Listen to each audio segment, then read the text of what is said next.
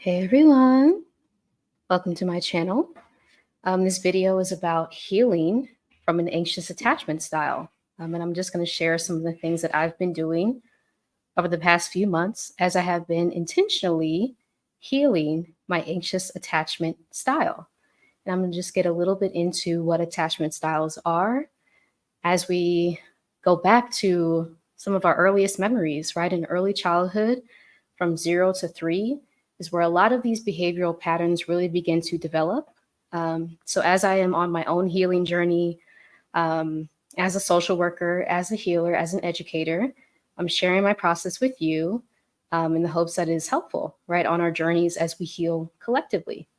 So welcome to everyone who's joining. Again, I'm Marissa Price. I don't think I introduced myself. I am a Black woman social worker, healer, educator, sharing my story authentically in the aim of helping us all heal collectively, right? We don't have enough safe spaces to share our stories, especially not as Black women on the internet. And so to have a safe space like this, to be able to share what we've been through, our childhood wounds, right? Sharing with each other in the chat as we learn from each other and we grow from our experiences. That is really the aim of this channel. So I would love if you would subscribe if you're not already. Like this video, and also feel free to introduce yourself as you're coming in the comments so we can say hello. But yeah, I see Donna commented. Hey, Donna. Hi. Good to see you here. Yes. So again, this video is about how I'm healing my anxious attachment style.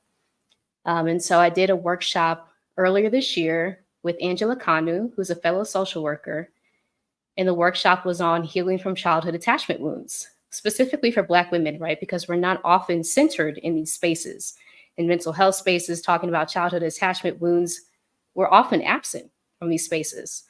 So we thought we would collaborate on this workshop that we hosted in January. And we do have the recording available as well, which I'll link in the chat, to really, again, center our experiences and what it means healing from attachment wounds, wounds that were made so early on in our lives, again, from 0 to 3, but those will carry throughout our entire lives if we're not aware of how they're showing up, and they may impact us in different ways, which I'm going to talk about. So hi to everyone who's joining. Enough by MT. Hey, Marissa. Hello, hello. 60 Soul Mystic Traveler. Hello, Lamar. Yes. Welcome, welcome. Good to see you here. Jetta, hello from California. Attended your event. Oh, cool. Thank you. Thank you so much. Did you attend the Healing from Childhood Attachment Wounds workshop? I would love to know. Or the summit, the virtual summit I just co-hosted with Dr. Kamani a couple of weeks ago. Thank you to everyone who was there. I took a short break from YouTube, but now I'm back with this live today. So yes, thank y'all to everyone who is here. Yes. Okay. Wonderful. Wonderful. Thank you so much for being there. Yes. I'm going to link in the chat if you are interested in getting the recorded workshop that Angela and I recorded, Healing from Childhood Attachment Wounds. There is the link there. Sonic 641. Hey, Sade. Hey, good to see you. Good to see you. Okay. Yes. Attachment wounds. Okay. Wonderful. Wonderful. All right, so I'm just going to start just with like a brief overview of like what attachment is, right? But it's the way that we attach to our parents, our caregivers in those fundamental years, again, from 0 to 3. So when we first come here, we don't really have autonomy, right? We don't have agency really. We're new to Earth. We're new to this earthly experience. And so we rely on our caregivers to provide us these basic things for our survival. And when that doesn't happen, an insecure attachment style can develop. And there are 3 main insecure attachment styles, right? Anxious attachment, avoidant attachment, and disorganized attachment. And so you may fall into one of those 3 categories. I do have a quiz here if you're interested in learning more about what your attachment style may be. This is not a perfect science, of course, because it is based in theory, right? Attachment theory. But if you do want to take this quiz just to get more insight and more details into what your attachment style may be, I have found quizzes like this to be helpful. Don O'Neill said, I could not identify with any of the attachment styles. Yeah. And that's good to point out, right? Because again, this is just theory, right? This is theories that have been developed, I think, since the 60s or the 50s. attachment theory, the way that we attach to our caregivers may show up in these attachment styles. So again, it's not a perfect science. And I appreciate you saying that, because some of us can feel like if we don't fit into one of these, then what am I doing? That's natural, right? Because it's a theory. It's still being developed over time as we learn new information. And I have to say that a lot of us were excluded in these studies, right? Because they were done in 50s, 60s, right? A lot of these were studying white families. And a lot of us don't fit into these familial structures and the way that things are positioned, especially in social work research. So a lot of our experiences may be left out of the findings because we were not in the experiments, right? We weren't in the studies. So thank you for saying that. Yes. Okay. Yeah. So how an anxious attachment style may show up. So seeking safety, right? You were seeking safety as a very young person. So now as an adult, you may push down your own needs because you're afraid, once again, that you won't receive the care that you need. If you're honest, if you're real about this is what I need, if you put it out there, you may fear that the person you're in a relationship with, this can even show up at work, right? May leave you, may abandon you. There's this really intense fear of abandonment and rejection, so much so that we may shrink ourselves down to, almost nothing so that that person doesn't abandon us. Well, in the midst of that, our needs get completely overlooked, right? And so part of healing has really been, for me, coming back into myself, right? Realizing I do have needs and I have to express those in order for me to be okay. I can't keep pushing things down to people please, which is one of the things I'm going to say too, right? People pleasing is a trait of people who may have anxious attachment style. Trying to predict people's emotions all the time, which I have a habit of doing. Hey, Daniela, good to see you. Hey, everyone. Hey, Marissa. Yes. Hey, welcome. Welcome. Yes. So yeah, contorting yourself, right? Contorting yourself, trying to get people to stay, trying to circumvent that deep fear of abandonment that actually did happen early on. So we have to be real that these are rooted in true experiences that we had, again, from that pivotal age of 0 to 3. It may be a little after that, right? But if your caregiver was inconsistent in their care towards you in the moments you needed them the most, when you could not provide for yourself from 0 to 3, right?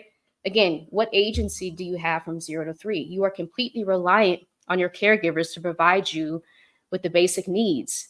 If they are not able to do that, and we know that there is a multitude of reasons why that may be, these attachment styles may develop, right? And we see the consequences of that later in life, right? All throughout adulthood, the way we attach to our partners or romantic partners, platonic partners, in the workplace is a huge thing, as I have been studying kind of toxic jobs and the wounds in childhood that may lead us to stay in toxic work environments, right? Me having an anxious attachment, I am now able to see, right, the wounds that were made early on that made me feel like I had to stay in an environment that was harming me, right? Out of that deep fear, again, of abandonment.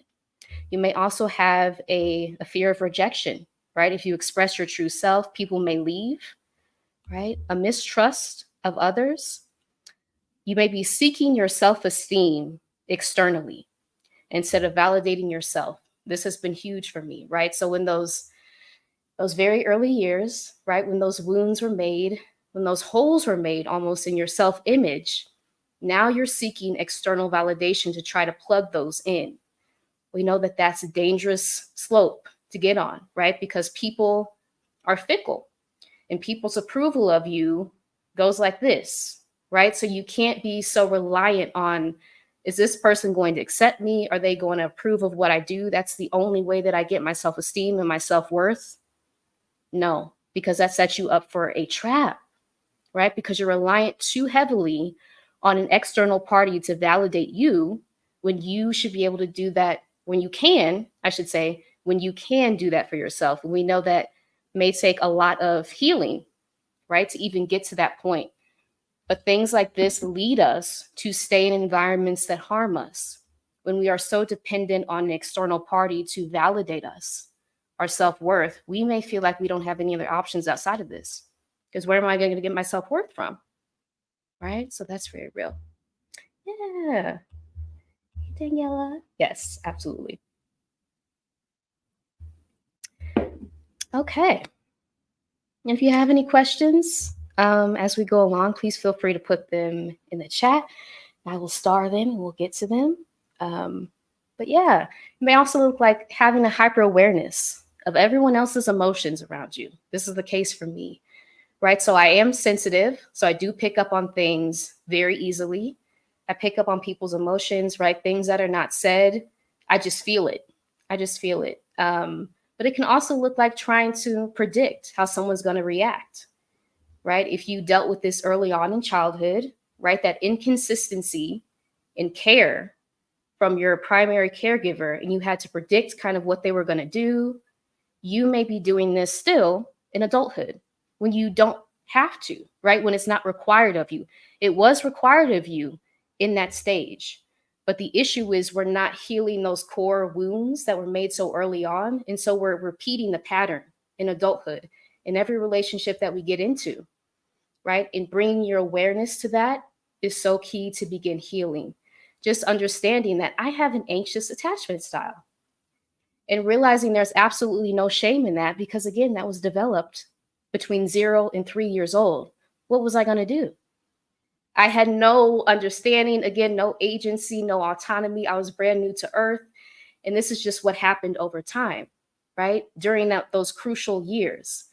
And so no shame. Please don't take any shame on yourself for this, right? If you have an anxious attachment style, avoidant, or disorganized, you survived, right? You survived, and we need to applaud that. And that's one of the things Angela and I talked about that we really wanted to emphasize during this workshop. Really tell yourself, pat yourself on the back and celebrate yourself because you survived. You didn't receive the consistent care that you needed during those formative years, and here you are.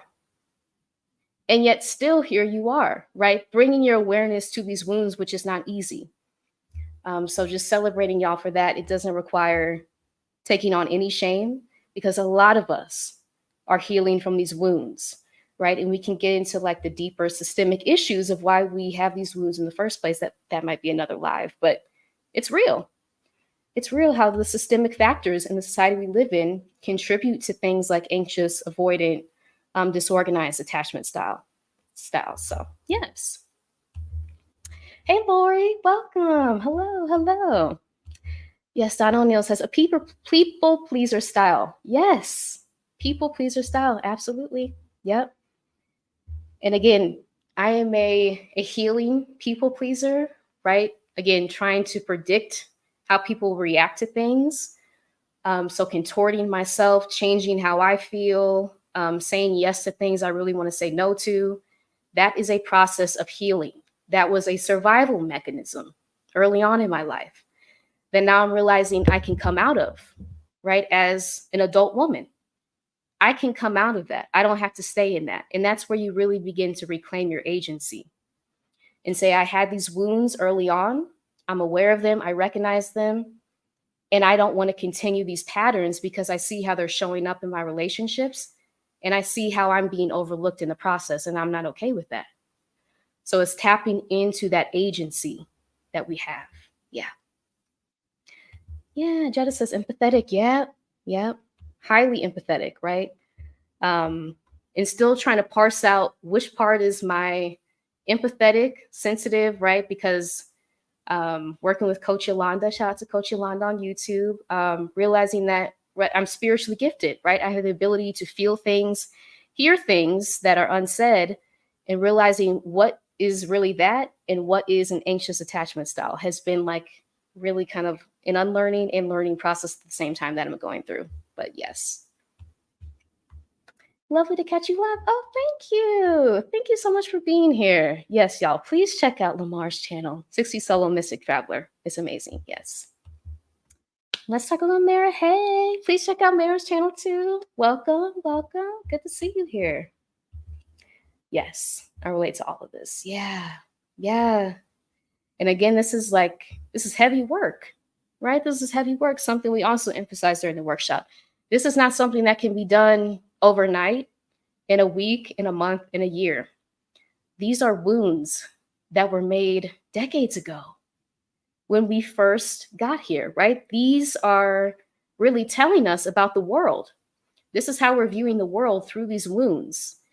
And once you bring your awareness to the fact that you have these, you start to see them appear in every relationship that you're in, right? Work, family, friendships, romantic. It's like, oh my gosh, I really do have an anxious attachment style. And this is how it's been showing up for me. But bringing your awareness to that is key to begin healing and reclaiming your agency and autonomy in all of this. Yeah, absolutely. Okay. So, how I'm healing my anxious attachment style. The first thing, body awareness, right? So, re embodiment. A lot of us with anxious or any of the three insecure attachment styles will live in up here. We'll be living in our heads. We'll be creating storylines that are not true. I'm calling myself out.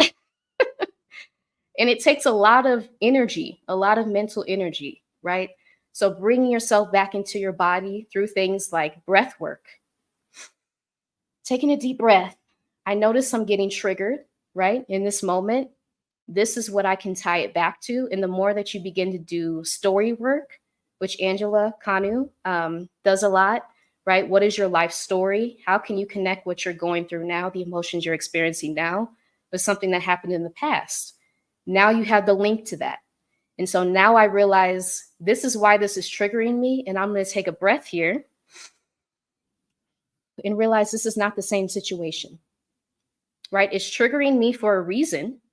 Those feelings are real, but I don't have to react in the way that I did in the past. I have agency to react in a different way.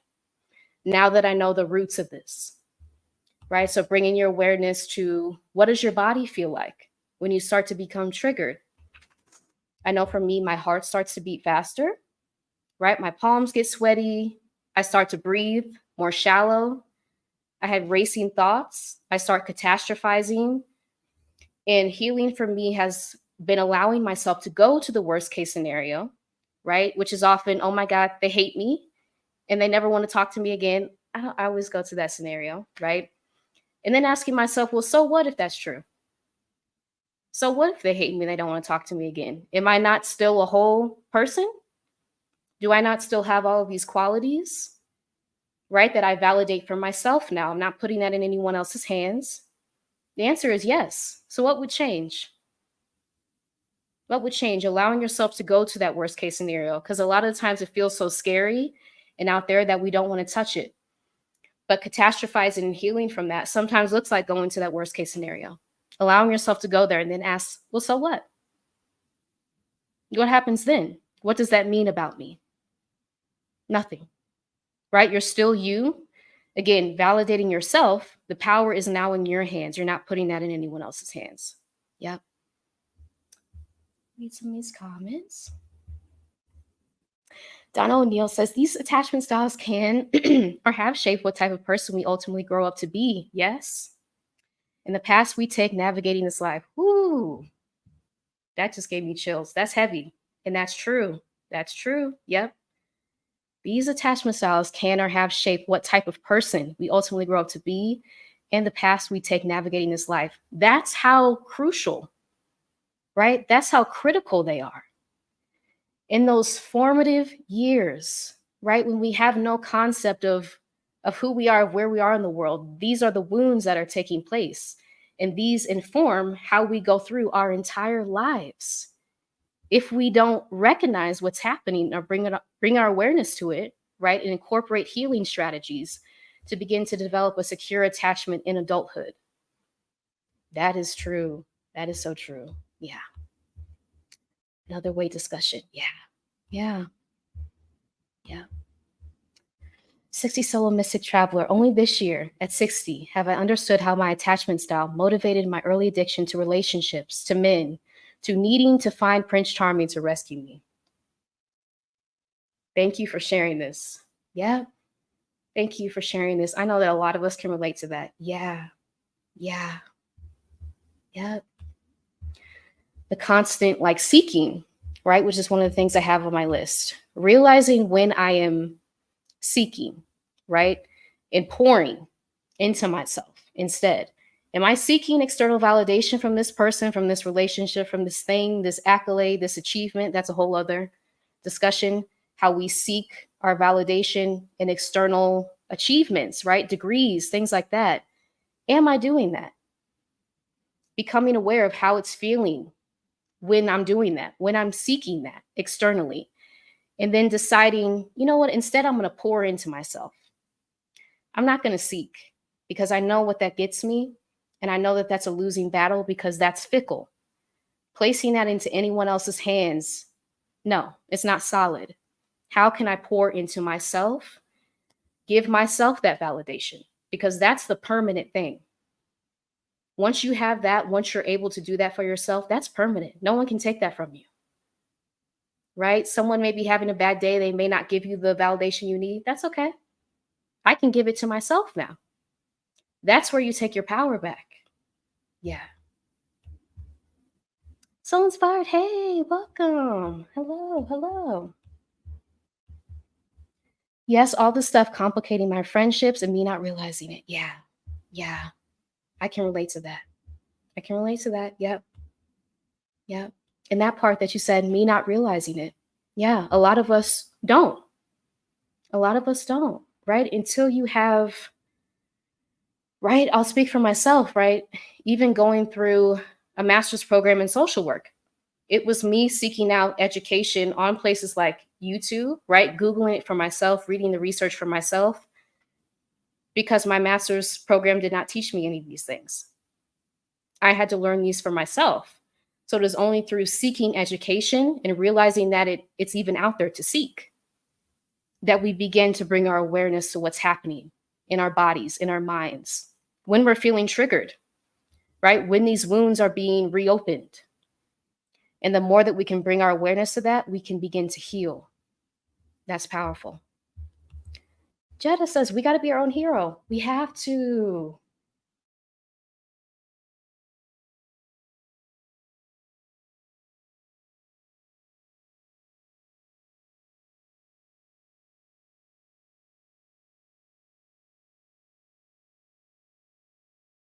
Wi-Fi went out, I think. Okay. I had a constant need for validation.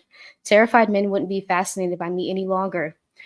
Find out I'm not enough to keep their attention. Yeah. Yeah. Ooh. Got to take a breath on that one. I can relate to that. I can relate to that. Yep. Wouldn't be fascinated by me any longer. Yeah. Yeah. Yeah. Yep. And a lot of these, something again, Angela and I talked about, a lot of these attachment styles are dictated, right, by the way that we're socialized in this world, right, in this white Western world, patriarchal, anti-Black capitalist world. And they show up in our attachment styles, right? How are we socialized from 0 to 3 when we come here? And how is that showing up in our adult lives, in our adult relationships, right? Because a lot of the times in partnerships, right, heterosexual partnerships, the woman in the relationship often has an anxious attachment style. The man often has an avoidant attachment style. That is a lot of how we are socialized, right? To maintain that dynamic. And who maintains the power in that dynamic? If we are taught, again, in a heteronormative, like context, to constantly seek male validation, right? Who holds the keys in that situation? Who holds the power to validate us? That's something else to keep in mind. Thank you. Yeah. MJ says, understanding that no one can be the source. We can experience energy with them, but they are. Yep. Yeah. That's true. No one can be the source, but the energy is within us. Yep. That's true. That's true. Hey, Maya. Welcome. Good to see you. Yes. No one can be the source. That's sitting with me. Yep. Because so often I have made other people the source. Even like recently, right? I have tried to make other people the source and realizing, ooh, that's my anxious attachment wound being triggered. And so, yeah, other people cannot be the source of that. But all the messaging that we receive along the way growing up is that other people are the only source of love, of validation, of happiness that we can only seek. I don't remember any messaging telling me that it comes from within. This is only me learning this at 30, right? So that's why we have to give ourselves so much grace and compassion, because a lot of this is societal messaging, conditioning that we're having to unlearn now. But it's very deep rooted because it's been there for so long in our brains, right? So really self compassion, grace with yourself. This is a slow process, reminding yourself of that. This is not an overnight thing where you heal from an attachment wound in a month. This is a lifelong process, and it's going to have ebbs and flows. You're going to make some progress and then you're going to regress. So be prepared for that, right? Nothing's wrong with you. That's part of the cycle of change. And I think I have a video of that on my channel too. That's the cycle of change. We will, make change going forward and then we'll regress, right? But each time you go forward, you're at a different starting point. You're further along than you were before. Yeah. Don O'Neill said, this is true. People are the source and the messaging. Yeah. Yeah. That's true. People are the source and the messaging. Absolutely. That is how we are conditioned. Yep. Okay, so some other ways I'm healing my anxious attachment style. Going outside into nature, right? Nature roots us in truth. It grounds us. Just viewing the earth, viewing the trees, right? Looking at the roots of trees, seeing that I'm okay. I'm safe. I can root myself. I can root myself. That has been a powerful lesson that nature has taught me, right? And it reflects back to us the lessons that we need to learn. If we slow down enough to take the lessons in, which can be hard to do in a society that is so fast paced, right? Telling us to keep going constantly, not slowing down, breathing. But the more that you are able to slow down, just observe nature all around you and the lessons that it's trying to teach you, you realize you can root in yourself. You can ground yourself. You can breathe, right? And this is really part of re-embodiment, coming back into your body, right? Again, a lot of these wounds will have us living in here, living in our minds, coming up with storylines, things that people said, things that we think people may have said that they didn't actually say, to try to get ahead of the unsafety, right? The lack of safety that we felt early on. We're replicating that in adulthood, right? So it's realizing that, coming back into your body, realizing when you're being triggered, and then realizing you have the agency to go a different route, to promote your wellness, to stand up for yourself, to advocate for your needs. Yeah. Yeah. 60 Solo Mystic Traveler, attachment becoming part of the masculine feminine personality dynamic. Wow. Yeah. That's when it becomes normal to be to the masculine and feminine role when we can't see it any longer. Yeah. Come on. Yep. Mm-hmm. Yep. That's true. That's true. And we can't see it because it's normalized. That part. Because it's so deeply ingrained into messaging, right? I've been thinking more about how media primes us for the roles in society that it tells us, right? The society tells us that we should play. All of the messaging that we receive tells us to be in these roles. So of course, we're not going to be looking at it like it's anything harmful when we're not able to express our needs, because that's the only thing that we've seen. It's become normalized. That's real. That's real. Pamela Jones, hey. Nature heals me like no one else, like little else can. Yes, yes. Thank you for sharing that. It's so healing. It's so healing. Right? Just sitting in the grass. The simple things. Sitting in the grass, right? Looking at the water, looking at the trees, observing. Yeah, that's so healing. It's so healing. And it can be as simple as that. Yeah. Another way that I'm healing from an anxious attachment style is observing myself. So noticing how I'm feeling throughout the day, typing it in my notes app, right? So that I can look back on it later and remind myself, is there a pattern going on? Am I doing certain things? Am I around certain people? And these feelings are being triggered, right? These wounds are being triggered. That will give me more information going forward as I'm on my healing journey. Realizing when I'm having an off day, right? Realizing when I'm people pleasing. There are certain sensations I'll feel in my body when I say yes to something that I really do not want to do. And so sitting with that discomfort and recognizing, girl, now you know that you don't want to do that. That's why you're feeling that. Taking note of that so I can go back and remind myself, and realizing I can say no.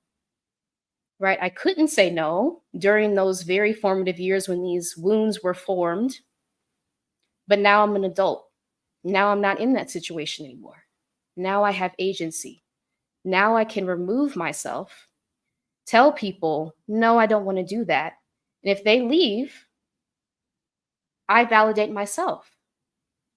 I have the power, right? I'm not dependent on someone else for care as I was when the wounds were formed early on, right? So realizing that when the wounds were formed, that was very real, what we were experiencing, what we had to do, how we had to adapt our behavior. But now we're in a different part of life. Now we're not in this situation. Now we're not 3 years old. Now we have agency. Yeah.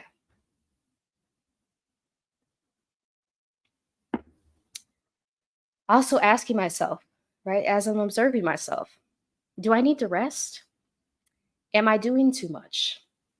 This is the case for me a lot, right? Doing just way too much. Not allowing myself to sit or messages for downloads to come to come to me because I'm just so busy. And this has been less of the case for me lately over the past few months as I have been healing, thankfully. But realizing when I'm in that mode, it makes me more prone to catastrophize and go down these spirals of anxious attachment, right? Thinking that someone's mad at me, thinking that, all of these worst case scenarios pop up. When I'm not caring for myself, those things happen so much more frequently. So that's why it's pivotal that I have to prioritize my care first. In everything that I do, I have to make sure that I'm okay first, right? Because those wounds will pop up when we're not caring for ourselves. Yeah. Also, regulating my own nervous system, right? So emotional self-regulation through things like breathing, pausing intentionally before speaking or replying. So if you're feeling triggered, realizing that I'm going to take a moment right here, and you may need to communicate that to the other person, but I'm going to take a moment right here and just sit with this because I'm feeling triggered right now, right? This is bringing up some past wounds. I'm going to sit with this. I'm going to pause, and then I will get back with you. And if you are in a healthy relationship, that person should recognize that you need a second to process what's happening to you, right? And then you can come back. Rejecting the need to feel like you have to respond right there in the moment and taking that time for yourself. Also, refraining from taking everything personally. Calling myself out, right? Those of us with an anxious attachment style have a tendency to do this. Take everything personally, everything that's happening, people were reacting, it must be about me. And this stems from the fact that when we are children, our brains are only able to perceive the things that happen around us as it being our fault. So we have internalized what has happened to us as our fault from that early age. And so now we're bringing that into adulthood, thinking that anytime someone reacts, It's about me. I must have done something. I must have said something. No. Sometimes people have their own stuff going on. It has nothing to do with me, right? And again, if you're in a healthy relationship, that person will communicate to you. I'm actually upset about something that you did earlier. They won't make you try to guess what you did to upset them. So that's something else to keep in mind. Yeah.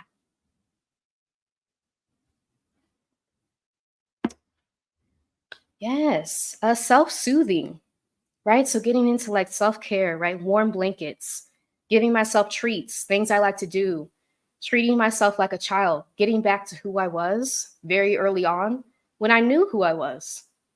We all come here knowing exactly who we are, right? And along the way, through experiencing things like insecure attachment, right? These wounds that we experience very early on, and the majority of our brain development occurs before age of 9, right? So if you experienced a very traumatic 0 to 9 period of your life, you are dealing with a lot.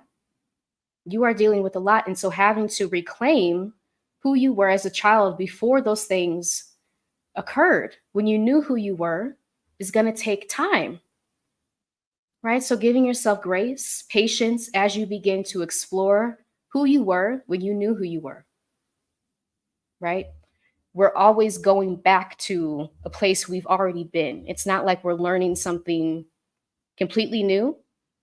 We're kind of like taking off things that we've accumulated to stay safe throughout this life experience. Yeah, ways that we've had to contort ourselves out of survival mode, right? In survival mode, we can take on a lot of things that aren't really us. So shedding those layers, getting back to your true essence takes time, takes patience. But that's part of self-soothing, right? Treating yourself like that little child. Literally, sometimes that means crawling up in a blanket, right? In a warm blanket, whatever feels like soothing to you, giving yourself that so that you can begin to regulate your nervous system and tell yourself that you're safe when you do when you do get triggered, right? Reminding yourself, even if you have to say it out loud, I'm safe. I'm safe, right? I don't have to go down that spiral because now I have agency as an adult to step in and say, no, I'm not going down that, right? To advocate for your little you. Now you have the ability to do that as an adult. Yeah. Hey, pick up yourself. Good to see you. Good to see you. Okay, y'all. So another way I'm healing my anxious attachment style, solo travel, right? Solo travel has been truly beneficial in me realizing that I can take care of myself. I don't have to rely on anyone else. And again, community is important, especially when traveling. So I always want to emphasize that. But realizing that you have what it takes. You have what it takes, right? I know when I need to eat, right? All of these like basic human things, right? And I can take myself to these things, right? I have to rely on me and I have to trust my own instincts when I travel, when I solo travel. I can't rely on anyone else. I can't go seeking, what does this person think about this if I wanted to do? Because it's just me. I have to really sit with myself and ask myself, do I like this activity that I'm looking at? Do I want to get a ticket to it? Do I want to take myself out to this? Sometimes the answer is no, right? And that requires unlearning. Maybe I've been doing this all along to people please. Maybe I really don't like doing that. Maybe I just want to sit here and order in and watch TV. Coming back into what do you really want to do, right? Solo travel has been pivotal in that for me and healing from an anxious attachment wound. Yeah. Oh, Daniela Elevate says, I think ASMR helps me a lot. Very soothing imagery.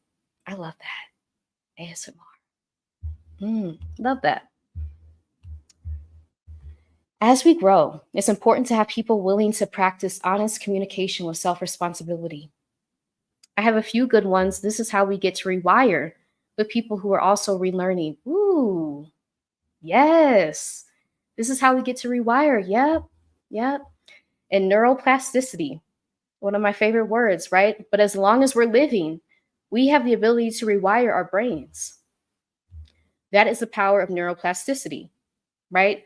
So they may be wired in one way, we may have fallen into a pattern. We can always rewire and go a different way by bringing your awareness to what you're doing, observing yourself, realizing when I'm in this situation, when I'm around this person, I tend to go down this pattern. And then recognizing where's the pivot for me, right? Where can I change my behavior to protect myself, to preserve my wellness? And that's how healing starts. Bringing your awareness to it.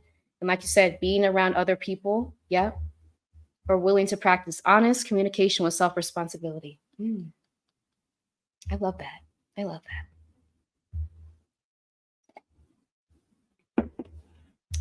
Pamela Jones says, yes to solo travel. I have begun doing this more and more, and it's healing for my anxiety. Yeah. It compels me to commune with the different parts of myself. Ooh, and do what we have to do to live fully. That's amazing. Yeah. I feel the same way. Yep. Commune with the different parts of myself. Yeah. Because you really have to explore, who am I really when you're solo traveling, right? Again, do I like to do these activities? Do I like the place that I'm in? Where do I want to travel to? You are at the forefront. And this is so different from a lot of us, right, who live our lives like dependent on what other people are telling us to do.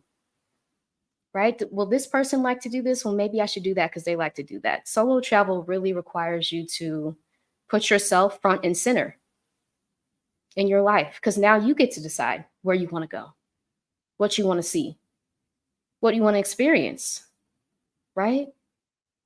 I love that.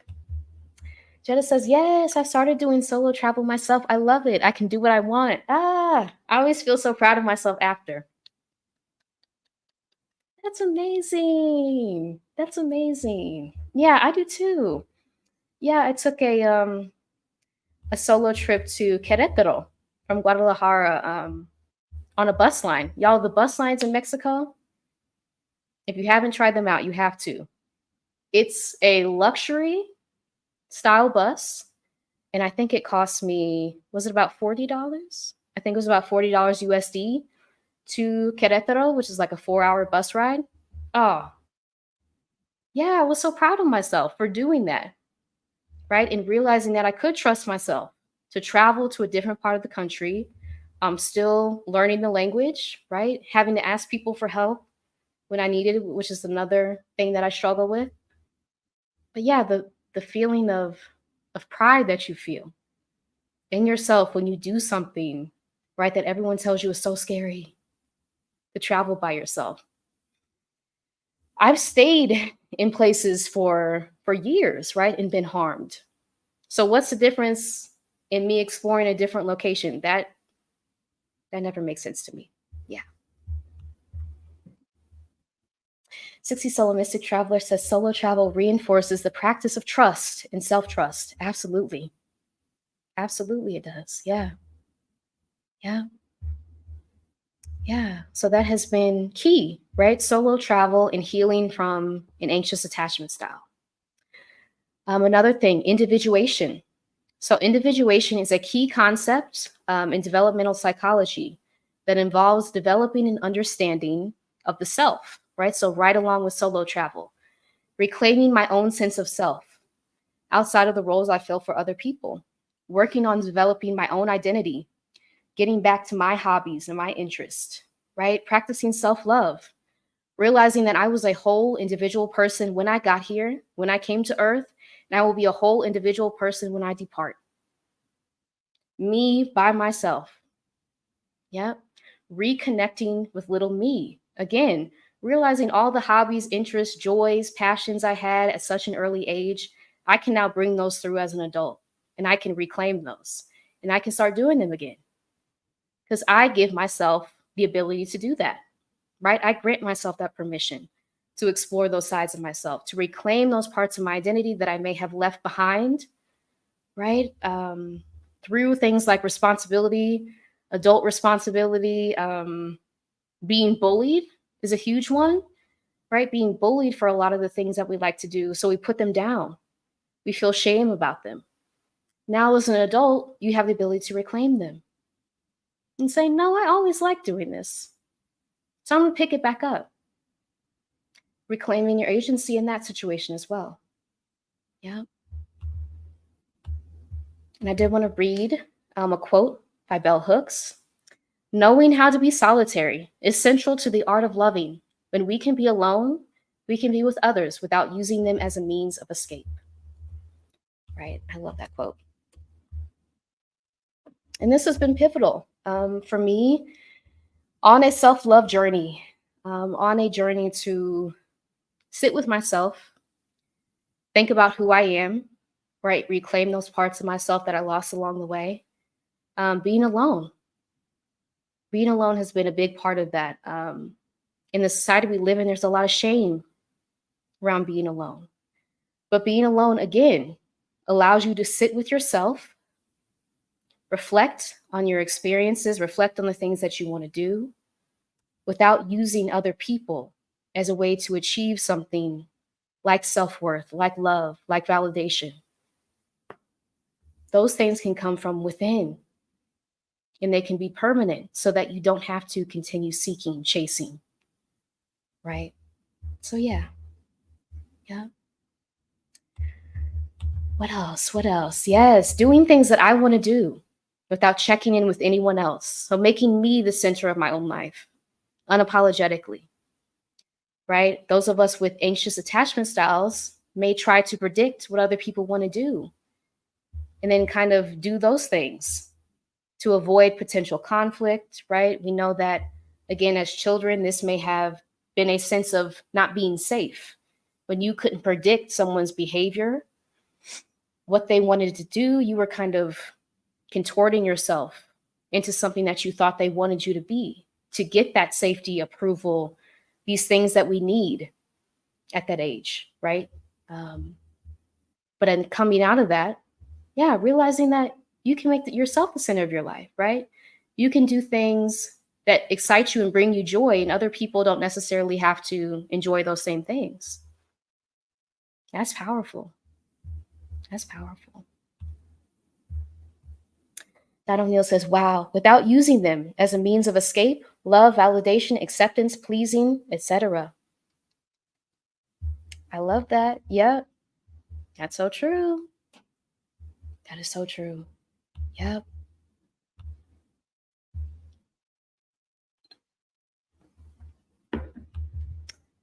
Yes. Another way I'm healing, recognizing when I'm chasing, seeking external validation. And again, like I said, start pouring into myself instead, affirming myself. I have a book of affirmations, Cocoon, that I will refer to a lot, just to begin to repeat those affirmations to myself as I'm healing. Being around people who affirm me and who reassure me. And this may look like having to change the people you're around, which may not be the easiest thing to do, right? But you need people around you as you are healing who do affirm you, who do understand that you are healing from an anxious attachment style and the things that that may come with, right? People who reassure you that it's okay. It's okay, right? Having grace and patience with myself, bringing my awareness to the fact that these are very deep wounds. As I said, these are almost 30-year-old wounds at this point that I am now just beginning to become aware of, how they're showing up in my adult life.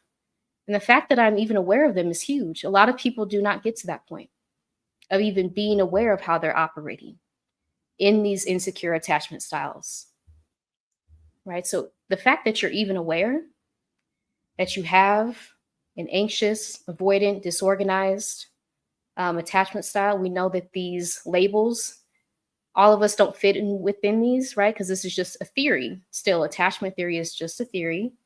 But if you are able to identify some of the ways that they may be presenting themselves in your relationships, that knowledge is very powerful because you can begin to advocate for yourself, for your well-being. You can begin to communicate that to people you're in relationship with.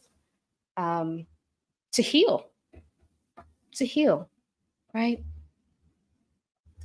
Also, cultivating a loving inner voice.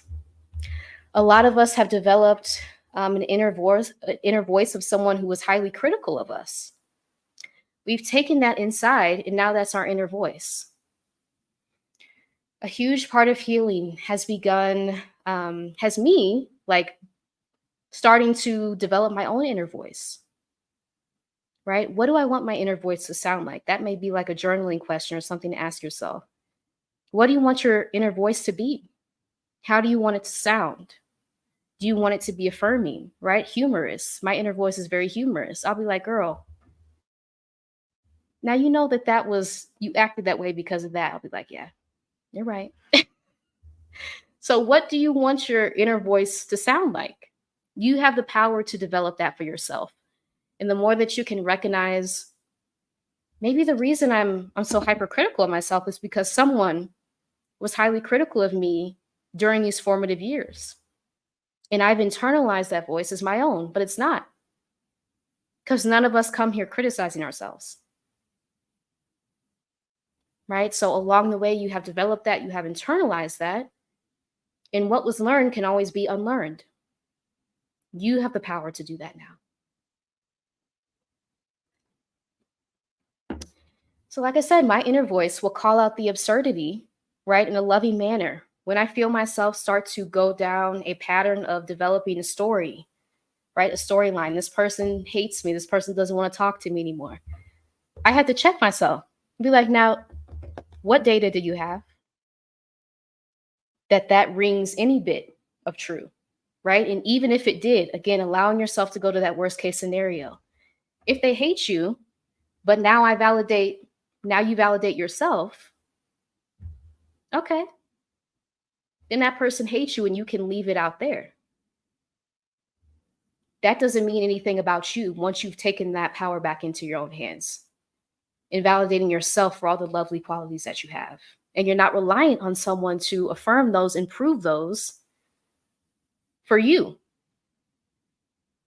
right? Sometimes that looks like, again, catastrophizing. Healing from that looks like allowing yourself to go to the worst case scenario and then asking, well, then what? Well, so what? Well, so what? Because now you've taken the power into your hands to validate yourself. So their words, their criticism no longer has the same effect as it did before. Yeah. Okay. As I'm wrapping up, y'all, I would love to know if y'all have any questions or anything. Thank you so much for sharing tonight. This has been healing for me to read everything that you've been sharing. So thank you. Okay. Yeah, another way I have been healing, again, from an anxious attachment style. Exploring my wounds, asking myself, how did I get these wounds in the first place? Getting curious. Where did this fear of abandonment come from? Why do I try to predict other people's emotions? Right? Why am I hypersensitive to how other people react? Right? Realizing the reason, again, going back to the care that I received from 0 to 3 of those very formative years. What were those relationships like with my caregivers? When was the care inconsistent? And how is that showing up now in my adult life? Yeah. The father wound is huge for me, right? Going back to that, realizing that relationship, how that has impacted me throughout my entire life, constantly seeking external validation, right? Having that fear of abandonment, rejection, because I experienced that early on, right? With that father wound. It's very real, right? So getting curious about what's happening, right? What are the roots to this? I know the leaves. I know how it's presenting itself, right, in my life as an adult, but what are the roots? Getting curious about the roots. And this may look like voice noting, right? Journaling, giving yourself time and space to just reflect and consider what happened early on, right? It may look like bringing up some childhood photos. What were you going through in these stages? right? Really understanding how these wounds were made, when the care was inconsistent, which is a hallmark of having an anxious attachment style, when the care was inconsistent, when you needed it to be consistent, right, for your survival. You were dependent on that for your survival, and it didn't come through for whatever reason. So getting curious about that is really pivotal to begin healing. Yeah. Realizing there were issues of addiction, right, in my life during those very formative years, 0 to 3. How is that impacting me now? Right? Not being able to rely on someone, them being fickle. Well, now I'm worried that I can't rely on people in this situation. In this situation, it's constantly repeating itself because that wound is still very much open, right? And again, having an awareness of this, ooh, you've already done so much healing just by bringing your awareness to it, right? Because sitting with that, even having the time and space to sit with the fact that you do have an insecure attachment style is heavy work because it requires you to revisit very painful memories a lot, right? And trusting yourself and knowing that you can do it, and you may need right support through therapy. And I have therapy resources listed in the description section, but you have the agency to do that, to explore those roots. Hey, Southern Babe. Hello, all. Don't know if this was asked, but any book recommendations? Ooh, that's a good question. Let me see. On this topic, I'm reading Codependent No More by Melody Beattie. Oh, thank you for that. Let me think about that. Do I have any book recommendations? I might have to look at my list. Thank you for that question, though. Donna says, I'm afraid to dig deeper into this. Woo, that's real. Yep. Out of fear of what it will reveal. Yeah. I'll sit with that one for a second. That's real. That's real. Yeah. Yep. And I'll say sometimes this is where therapy, right? Coaching, me working with, again, Coach Yolanda on YouTube. I will link her channel right here, y'all.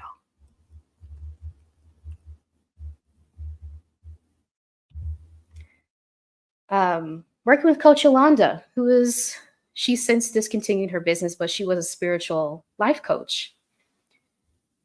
And just her walking me through that, because sometimes you need support in that. Doing it by yourself, ooh, I wouldn't recommend it. I wouldn't recommend it. And sometimes we do have to, and I realize that, but if you can get into a safe community, even like this one right here, as we're all exploring our childhood wounds during this conversation here, right? Reflecting on them. Getting into community is essential.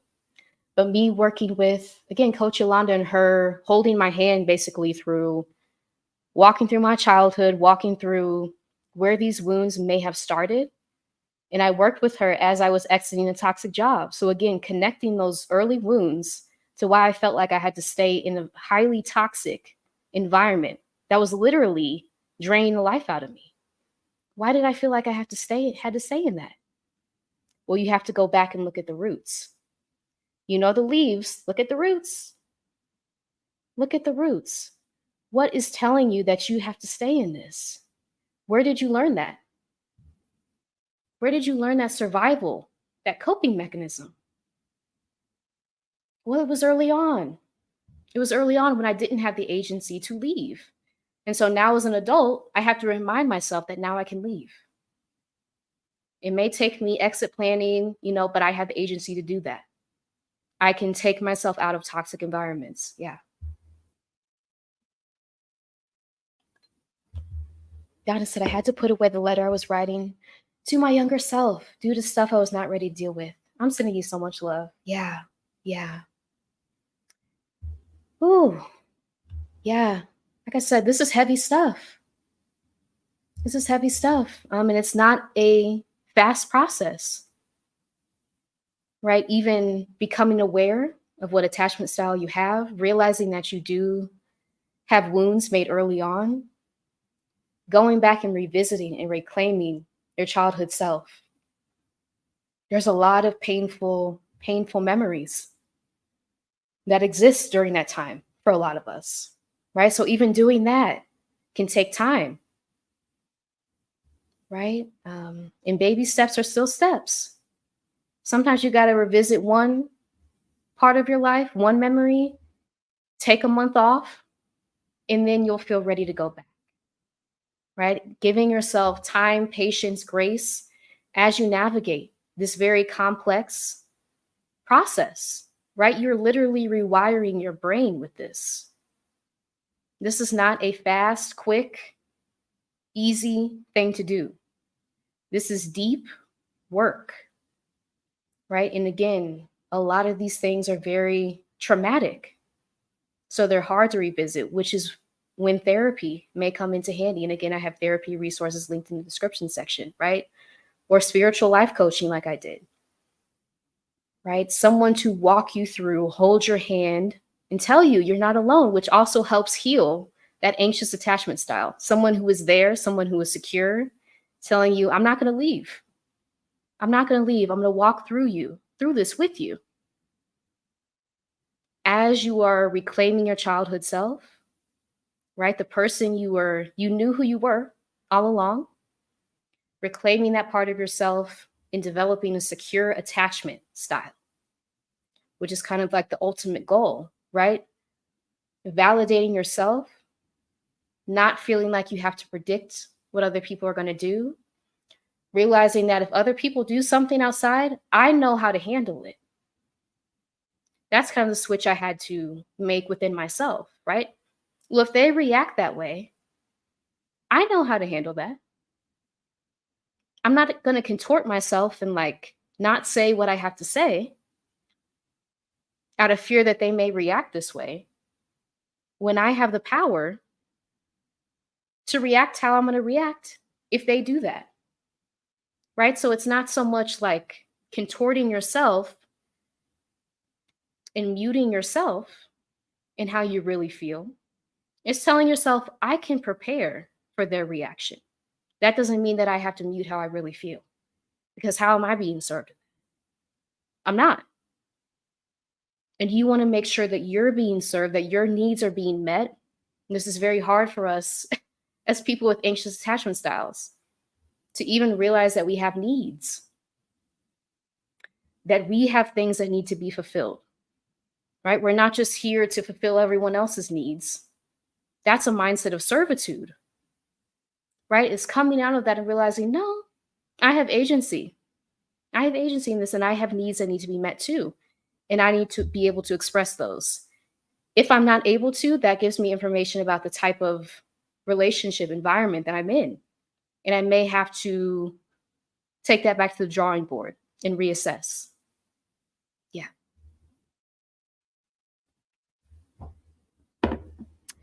Okay, y'all. Yes. Also exploring some wounds, right? Being bullied. Being bullied is huge. I feel like I need to do a whole other live on that. Yeah, the impact of being bullied during those years. Again, if you were bullied from 0 to 9, right? And even afterwards, because we know our brains are quickly developing in adolescence. If you were bullied, if you were ostracized by your peers, the impact that that has in adulthood with you trying to cling on to people, like maybe if I'm too much of myself, they'll leave. Getting curious about where did that messaging come from? Because it's always rooted in something that we actually experienced. You're not making this up. A lot of the times, if we don't remember, we don't have something to attach what we're feeling to, we'll feel like we're creating it. We're making it up. No, it's actually rooted in something real in your life, right? Often during those formative years, childhood, early childhood, adolescence, what happened during those times? And that's why it's pivotal to begin to explore little you, right? Reconnect with you. What did you go through all that time? And how is it showing up for you in your adult relationships? Getting curious, reflecting, suspending judgment. I have to say that, suspending judgment. No shame, right? This is just what happened to me. This is not who I am. This is just what happened to me. Externalizing that. That is powerful to begin healing, to begin to reclaim yourself, to heal an anxious attachment style, right? Caring for yourself, realizing that you are whole. You are whole just as you are. Just as you are, you always were. Again, along the way, people will tell us that we're not, that something's wrong with us, that we have to do this to be accepted and loved. You were enough all along. And it's getting back to the person that you want to be, because you have the agency to create that life, to create that person, right? To design your life however you want to. You have the agency. And that is healing from anxious attachment, right? No longer seeking what other people think of what you're doing, of the job that you have, of the place that you live. Asking yourself, what do I want to do? Where do I want to live? Who do I want to be? Right? That's healing right there. That's healing from an anxious attachment style, because now you're validating yourself. Yes. All right, y'all. I think that's the end of my notes. But I want to thank y'all so much for being here with me as I'm returning to YouTube, to Thursday Night Lives at 8 p.m. Eastern. Thank you for being here. Thank you for sharing everything that you've shared in the chat. I know there was a question about book recommendations. I'm going to have to get back to that, Southern Babe, because I have a list somewhere. Let me write that down. But yeah, if you have any last questions or things that you'd like to share with us as you are healing from an anxious attachment style, we would love to hear. Again, as we learn from each other in the mode of community healing, right? Non-hierarchical healing. So not me being like MSW. I have thoughts about like the hierarchy that letters create a lot when it comes to professional titles, right? Really shattering that hierarchy and realizing we all have things to share. And this is a community where we share with each other. We learn, we grow by sharing what we've went through, what we've been through, right? It can be really that simple to heal. Oh, you're so welcome. Thank you, Marissa, for a healing conversation about healing. You're so welcome, Pamela. Thank you for being here. Thank you for being here. Well, yeah, y'all, if there's no other questions. Oh, Daniela says, really helpful in healing live stream. I bookmarked this. Yay, enjoy your night, everyone. I'm so glad to hear that. Yes, please enjoy your night. And until next week, y'all, thank y'all so much for being here. Donna says, I hope your healing is progressing positively. It is. And thank you for that. I appreciate that. Thank you. Yeah, it is. All right, y'all. Y'all are a joy. Every time I come on here, thank you for being so kind. So yeah, loving and just sharing so many things with us as we collectively heal. All right, y'all. Until next time, please like, subscribe. Bye, y'all.